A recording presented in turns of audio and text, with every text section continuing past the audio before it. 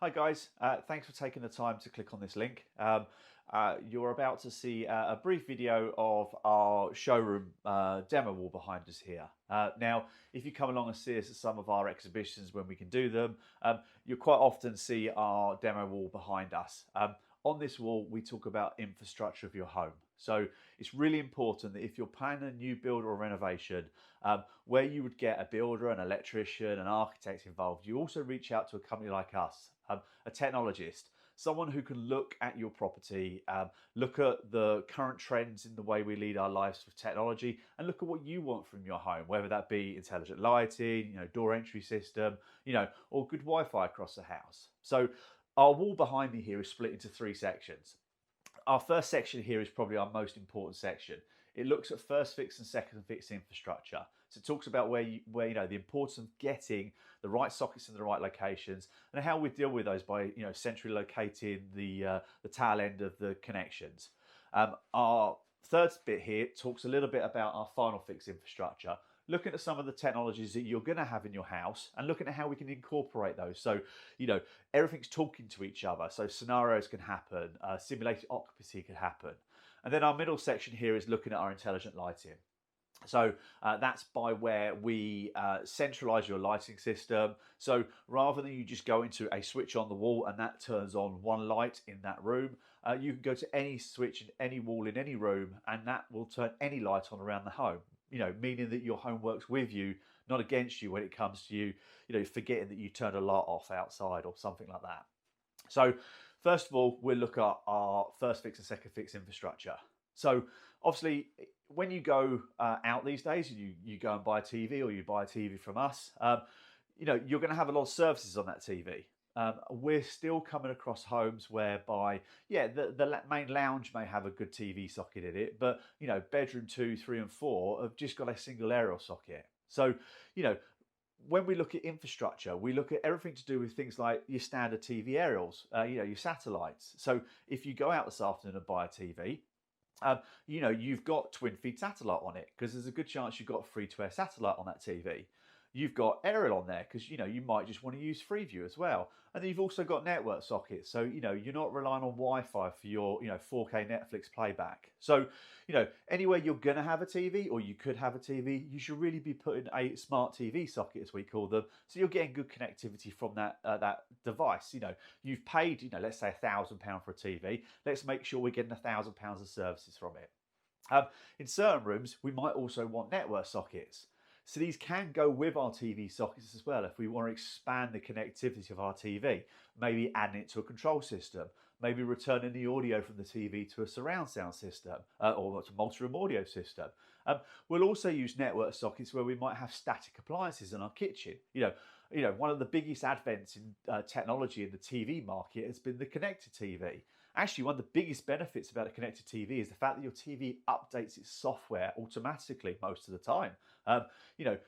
Back in the days when I started out and we had our CRT TVs, you couldn't update it. You couldn't get new services on it. And if you could, someone had to come, past with a laptop. We're still there talking early noughties to update the firmware on it. So it's the same with our kitchen appliances these days. Our appliances are now connected to the network. We might be able to switch our washing machine on remotely if we've forgotten to do it. But also keeping that product relevant, making the manufacturer download software updates to it. So that's why you might look at putting network sockets for your appliances. Also where you've got computers, laptops, things which almost require a permanent connection to the internet. If we go to our TV audio sockets, obviously TVs are great. They're really thin these days, but they do suffer with sound quality, which is one of its downsides. So quite often we want to put a soundbar with our TV, or we might want to take our TV into a bigger system. So with a TV audio socket, we can return our audio from our TV into a central location, a small AV rack somewhere, let's say, and then return that back to the TV and put it into a proper soundbar, or maybe put it into some ceiling speakers. And then lastly, our HDMI sockets. Um, if we want to centrally locate, and when I mean by centrally locate, it means not having our boxes under our TV on a stand. You know, we want to get all our boxes. We want to get our amplifiers for our speakers. We want to get our Sky boxes, you know, under the stairs or in a rack room, depending on the size of your system. And then, you know, so when you walk into your lounge, you've got a nice TV on the wall. You know, it could be a Samsung picture frame TV, or it could just be a drop-down projector or something like that. But all the gubbins, the kit for it lives in the central location. How we return that, so if that Sky box is in that central location to that TV, would have normally been done with, you know, your network cable, your Cat6 cable. However, in the previous years, we've come across more influx in proactivity of HDMI over fiber optic leads. So quite often now, when we install systems into homes or we pre-wire homes, we will do speaker cable, we'll do coax, we'll do cat cable, category cable, but we'll also do HDMI over fiber optic leads. This way, we can take that Sky box, we can split it out into distribution and take that to multiple rooms, or multiple Sky boxes to multiple rooms, or BT boxes, or Virgin boxes, or Apple TVs. You know, everything lives centrally, so we can actually see that in any room we want. So, you know, looking at our sockets we need to think about putting in our house these days. Us personally, we would do smart TV sockets, we would do network sockets, TV audio sockets, and HDMI sockets. So great, we've got the cables in the wall, we've got the sockets in the room. So what do we do at the other end? Well, this is where you put a patch panel. So here, for instance, we've got our network sockets, we've got our audio sockets, and we've got our coaxial sockets. This means that you can pre-wire your home and use rooms which you might not necessarily be using straight away. Let's say, you know, bedroom 3 or bedroom 4. But one day down the line, you might want to make that an active room. But bringing it all back into a patch panel, it's nice and neat and tidy. Then in front of that patch panel, we can have a nice little AV rack. So we can buy the amps we need them for the speakers. We can, you know, buy the Sky box for that room, or the video for that room, not VCR, I'm going out of date, DVD for that room when we need it. So having it nicely centralized and nice and neat and tidy just means it's all easily, you know, accessible in the future. Bringing me on to multi-room audio, you know, let's look at getting our audio systems. Let's you know, rather than having a radio sitting on the countertop, which, you know, let's face it, it's taking up valuable space these days. Let's get some speakers in the ceiling, or on the wall, or in the wall, or on the floor as floor standers. And let's basically look at getting those in whilst the house is being built, or as the house is being finished. So, you know, let's go back to bedroom 3 and 4. You know, it may well be that we don't want that as an active audio room. But actually, to put a couple of speakers in the ceiling, take that connection back to a patch panel isn't that costly. But what it does mean is if someone moves in with you, or you decide to use that room as an office in the future, you know, we're working much more from home these days, you know, we can get the amplifier, plug it into our patch panel, and all of a sudden those speakers have become live. If we hadn't preempted, or we hadn't thought about doing that at the beginning, that's not possible. You know, it's very hard to get cable in. You know, the most expensive cable we'll ever buy is the one we forget to run. Let's not forget to run it. So, you know, if we forget to run that cable, you're having countertop solutions, you're having, you know, wireless solutions or Bluetooth solutions, things that will work perfectly on their own, but won't form part of the system for the house and work over the house's infrastructure and network. Bringing me onto network. Wireless access points, really important that we put wireless access points in our houses these days. You know, you guys are probably doing new builds or renovations. You know, you're being encouraged to use materials which are very environmentally friendly, very efficient. You know, foil-backed plasterboard. You know, thick insulation in the walls. You know, underfloor heating. These are great, and they mean we don't have to run our houses so much, you know, to keep them warm. However, they have really bad detrimental effects to Wi-Fi. So if you haven't had a technologist involved in your project, and you've just got your router sitting in the hallway, and you've got this lovely new house, and, you know, we've got underfloor heating here and underfloor heating here, and the house, the room I'm standing in has got foil-back plasterboard around it. Then, you know, if we then got, say, like an earthed socket in the wall, power socket, you know, that could have created a Faraday cage, which means that although your socket, your router is only the other side of that wall, you're now taking your phone out of your pocket and you've not got a great signal on it. So, you know, let's look at the infrastructure of the house. Let's look at the plans. You know, we can give you a map of where the best places to put access points are. yes, a lot of people don't like access points. Some of them can nicely be hidden away in the ceiling. Some of them sit on the ceiling, and it's just another bit of kit on the ceiling. So, we can look at maybe putting that access point in bedroom 3 because it's next to bedroom 1. And because we thought about, how powerful the signal is, we can place them around the house discreetly so you get a great signal. So from the minute you walk in the door, and actually sometimes the minute you've driven into the driveway, your phone's getting the great signal. So, you pull your phone out your pocket, you walk from room to room, you're video conferencing someone, or you're talking to mum on the phone. You don't lose that signal. So it's really important, if we look at infrastructure, to sort of think about how we're going to live in our houses. So, going back to, what do we want? Where are our services? Have we got a home office? Have we got, we put in TVs everywhere? Have we got appliances that might want connected? Getting that infrastructure in the wall as the house is being built, or you're doing your renovation. And then getting it all nice and tidy, keeping it tidy, so even if we do nothing with it, we connect nothing to it, you have the infrastructure on the house going forward. So let's imagine we've got our infrastructure in now. So, we've come in, us personally have designed it for you, hopefully. We've come in and run the first fix cabling, and we've now come back, done the sockets, and we've tested the home. We're making sure those wires are working and everything's really good to go. So now we start to look at what we want. So that can be amplifiers in that central location, to work some garden speakers or to work some ceiling speakers. And majority of the time we've got that connected to a control system. So the advantage about a control system, and what you'll see on this wall here, is a lot of these things you have on this wall are things that we either have on our home anyway, or or current trends in things that, are becoming more popular.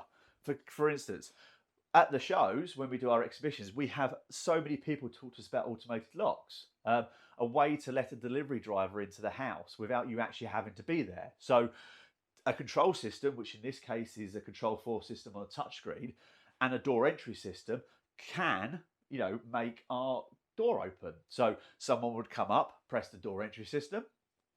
We could either see them in the house, or we could see them on our phone if we're not there.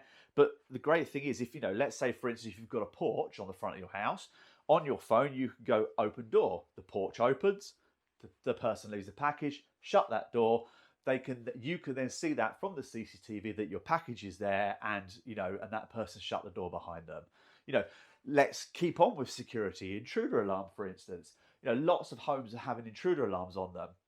But, once you start putting lots of things on the wall, let's say by your front door, you've got your thermostat for your underfloor heating, your touchscreen, your light switch, your intruder alarm. It's all of a sudden gets really cramped, wall acne as we call it. So your intruder alarm can talk to your touchscreen, just like your door entry system can. So we can put your alarm in a cupboard, just in case something happens to the technology system, because, technology is technology. Sometimes it does need rebooting, we're not going to lie. So, but it means that when you leave the home, you could go up, touch your touchscreen, and you can basically press the button and the alarm sets. So by the alarm setting, that can also, with a control system, go, okay, so they've set the alarm, they're leaving the house. Let's make sure all the TVs and all the audio is turned off. We work with a great company to do a smart water valve. So, an hour after they've left the house, shut the water off, because that way, dishwasher's finished or the washing machine's finished, and we don't have any nasty surprises. Smoke and heat, for instance, we can build that into your home to, remotely let you know if something's happening, or make something happen in the house to show you that there's a problem. And then your exterior detection. Someone's on your property, it can tell you that someone's on your property. But just as a general rule of fact, having a control system in means that, some of the stuff we did over here, like putting that TV in bedroom 3, making that audio work in the kitchen, that all can be worked off a control system. At the end of this video, what I'll do is I will put a up close and personal view of the touchscreen, because obviously it's hard to see here how you can do it. You can also go along to our website, justaddpopcorn.co.uk, or to someone like Control4.com, who will give you some oversight on, the full-on systems of Control4 that we do. So, going back to our system over here, down the bottom you'll see intelligent lighting, wireless blinds. So, okay, we've just left the house. We've gone up to our touchscreen, we've done intruder alarm. Now let's just say we know we're going away for the day. If the house is connected, we can do infinite things with it. So we can basically say, okay, at sunset, if that person is not back in the house, turn on the lights, shut the curtains. Because you might have a south-facing house, with lovely big windows, but as soon as the lights come on, they can see you're not at home. So let's draw the blinds to create simulated occupancy. Let's put the CCTV on the front of the house, which will trigger some because someone approaches the house, or just be a general deterrent that that you are there even when you're not. Intelligent lighting, if we touch back on that, intelligent lighting is great. Yes, I'm not going to lie, it is a big investment on a property over a conventional lighting, but especially when it comes to a new build, you're being asked what you want to do with lighting. That's great, but if you've never lived in that house, how do you know that's what you want to happen? And if it's wired like that, what's the chances of you being able to change your mind down the line? So a brief example of intelligent lighting is a single light above me here goes to a single switch on the wall there. Great. But what about if I want to work it in there in the cinema? Well, I can't. Well, yeah, that's because I haven't thought here. That's because I rent this place. In your home, what we can do is we can take all your lighting circuits back to a central location, just like we would for a patch panel. We could take your light switches back to a central location, just like we would a patch panel. Then when you're in the property, we can program it so it's working for you. We even program it so the builders have a simple way of turning floors on or off, or rooms on and off. But more importantly, as you live in that property, we can come back and we can change it and we can make adaptations to the programming so you know how you want it. So, okay, we've programmed it to work like this, but with a service call, we can now make it work like that. Quite often on our projects, we will go back in after a month and then after 6 months and do updates free of charge for you in the first year. Because we understand that you're learning how to know the property. You're not going to know from the get-go.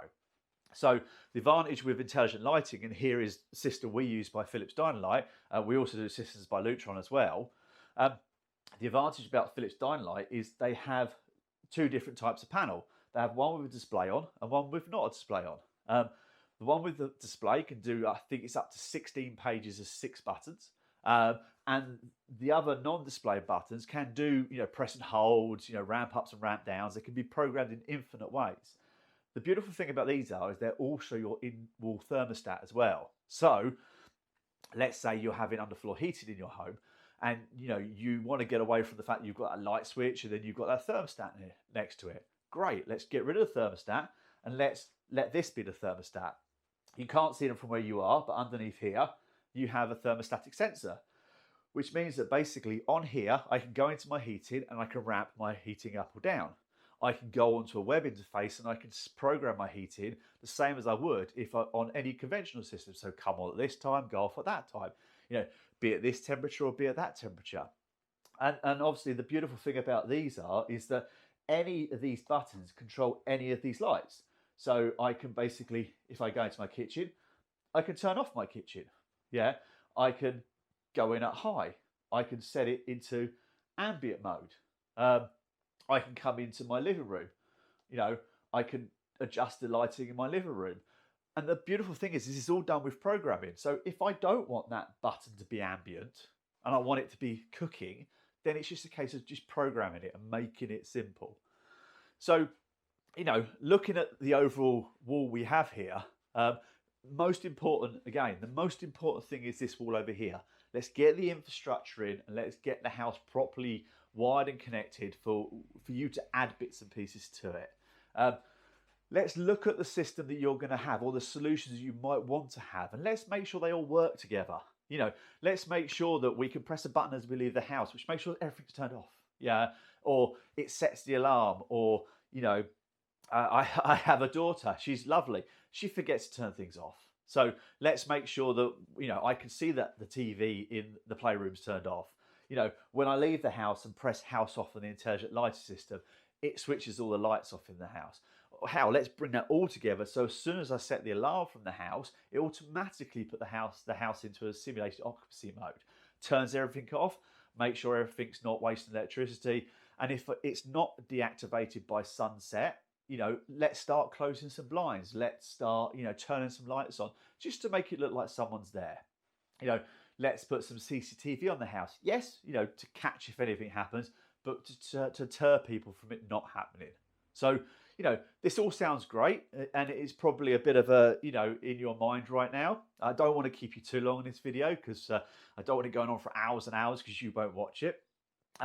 But it's really important if you are planning a new build or a renovation or any project at all, a dedicated cinema room, anything like that, that you reach out to us.